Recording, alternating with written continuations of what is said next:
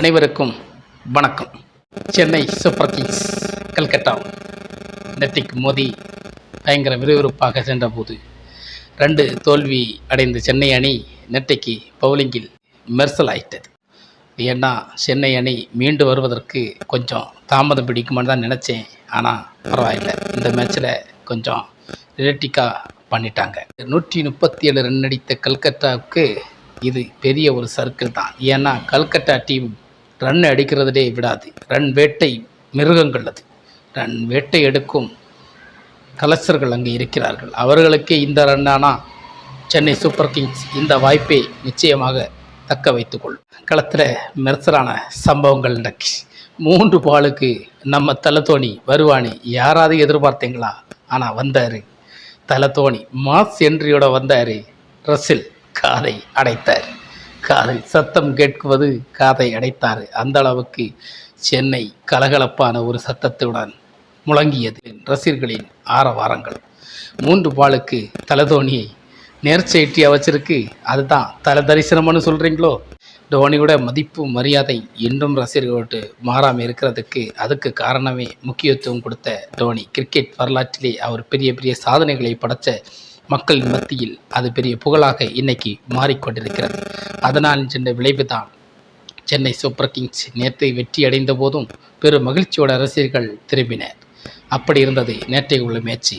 கொஞ்ச நாளைக்கு அப்புறம் ருத்ராஜ் நடந்தது 5வது மேட்ச் சென்னைக்கு. ஆனால் 4 மேட்சிலையும் ருத்ராஜ் ஃபார்மிலே இல்லை. ஆனால் நேற்றைக்கு 50 அடித்து தன்னுடைய டீமையும் வெற்றியடைய செய்து நாட் அவுட்டும் ஆனார். அதுதான் பெரிய ஒரு ஹைலைட்டாக இருக்குது. ருத்ராஜ் ஃபார்மில் வந்ததுனால சென்னைக்கு இன்னும் கொஞ்சம் நம்பிக்கை அதிகரிக்குன்னு நினைக்கிறேன். ஆனால் கல்கட்டாவை வீழ்த்தியது சென்னைக்கு பெரிய ஒரு உற்சாகத்தையும் தெம்பையும் கொடுத்துருக்கோன்னே நான் நம்புகிறேன்.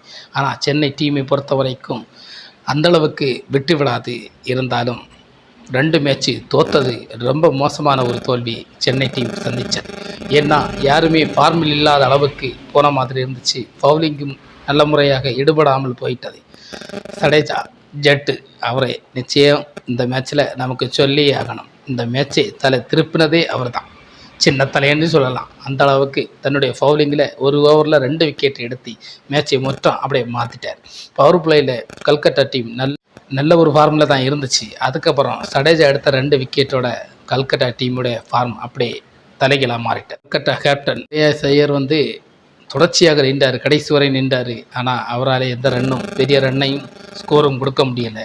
ஆனால் பிச்சு அந்த மாதிரி யாருமே தகுந்த மாதிரி விளையாட்டை கொடுக்க முடியாமல் அவுட் ஆகி போயிட்டாங்க. கல்கட்டா டீமை பொறுத்த வரைக்கும் மீண்டு வருவாங்க. ஏன்னா நல்ல பேட்டர்கள் அங்கே இருக்காங்க. அந்த டீம் சென்னையில் விழுந்துட்டது.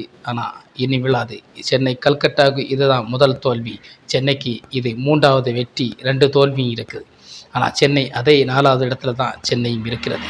இந்த மேட்சை தொடர்ச்சியாக சென்னை வின் பண்ணி அடுத்த கட்டத்தை எதிர்பார்த்து கண்டிப்பாக 4-1 சென்னை வரும் என்ற நம்பிக்கை நமக்கு இப்போ கொடுத்துருக்கிறது. இதை பயன்படுத்தி கொண்டு அடுத்த மேட்சையும் வெற்றியடைய நாம் சென்னை டீமுக்காகவும் சென்னை ரசிகர்களுக்காகவும் வாழ்த்துகிறோம். ரசிகர்களை நம்ம வீடியோவுக்கு கமெண்ட் பண்ணுங்கள், லைக் பண்ணுங்கள், ஷேர் பண்ணுங்கள், சப்ஸ்கிரைப் பண்ணுங்கள். நான் சென்னை டீமை பற்றி நல்ல விசித்திரமாக பேசுவேன். அது உங்களுக்காக வேண்டி. தலதோனி எனக்கும் பிடிச்ச, நானும் தலதோனிக்கு ஒரு ரசிகன். கிரிக்கெட் பார்த்ததே தலதோனிக்காக வேண்டி தான் கிரிக்கெட்டே பார்க்குறது. ஆனால் தலதோனி என்னைக்கு கிரிக்கெட் விட்டு போனாரோ அன்னைக்கு கிரிக்கெட்டுடைய ஒரு இமாலிட்டியே எனக்கு குறைஞ்ச மாதிரி தான் இருந்துச்சு. ஆனால் அப்பப்போ பார்க்குறது உண்டு. அதுதான் கிரிக்கெட்.